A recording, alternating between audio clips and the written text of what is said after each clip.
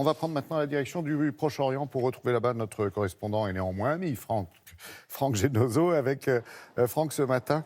Une histoire pas banale, c'est celle d'un animal, d'un singe précisément, qui est en cavale et qui a finalement obligé deux pays qui ne se parlaient plus à renouer des liens. Hein. Oui, bonjour Laurent. Et ce singe, eh bien, il s'appelle Tachtouche, c'est son petit nom. C'est un singe vert dont la propriétaire réside au Liban. Il y a une dizaine de jours, il a échappé à la vigilance de tout le monde pour traverser la frontière entre le Liban et Israël. Il a ensuite vadrouillé pendant environ une semaine dans l'État hébreu avant d'être reconduit chez lui. Alors l'affaire pourrait prêter à sourire, mais comme souvent dans notre région, elle est aussi extrêmement sérieuse.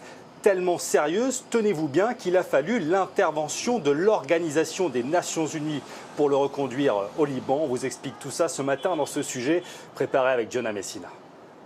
C'est un singe fugueur qui, durant quelques jours, a réussi un exploit. Réunir autour de son sort les Israéliens et les Libanais. Il y a 10 jours, Tachtouche, c'est son nom, échappe à la vigilance de cette religieuse française qui vit au sud Liban. Il se joue ensuite du lourd dispositif de sécurité qui sépare les deux pays, toujours officiellement en guerre.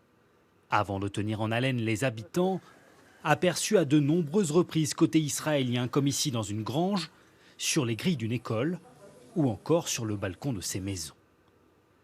Il faudra finalement l'intervention de cette association israélienne de protection des animaux pour mettre fin à l'insolite cavale du primate. On lui souhaite d'avoir une bonne vie quand il rentrera chez lui. Allez, en route pour la maison. Mais comment reconduire chez lui un singe qui réside en territoire ennemi ? Eh bien, c'est finalement l'Organisation des Nations Unies, rien de moins, qui va être chargée de cette mission sensible. Le singe a même l'insigne honneur de traverser la frontière par ce barrage ultra sécurisé, privilège rare généralement réservé aux diplomates. Quelques heures plus tard, sa propriétaire l'a retrouvé en pleine santé, quoiqu'un peu agité tout de même, après ces 10 jours d'aventure. Il est un peu stressé, hein. Il a fait depuis une semaine une trentaine de kilomètres, donc plus la traque depuis 5 jours, donc il est stressé, fatigué. Donc vous allez excuser un petit peu sa nervosité. Tachtouche a donc rejoint cet établissement religieux surnommé l'Arche de Paix. Un clin d'œil pour le primate diplomate, devenu l'espace de quelques jours le symbole d'un possible dialogue entre les deux pays. Dites donc, ouverture de la frontière entre Israël et le Liban, c'est pas rien ça, Franck. Hein.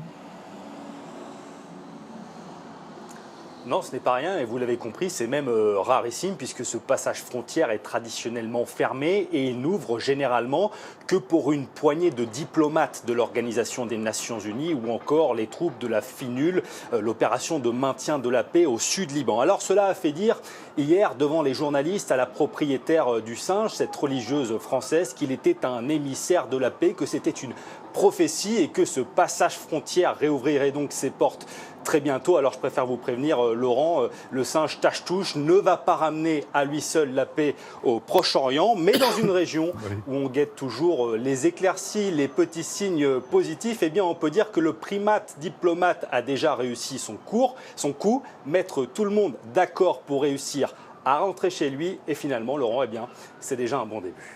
Oui, on peut voir effectivement les choses comme ça. Merci beaucoup, Franck, et bonne journée à vous.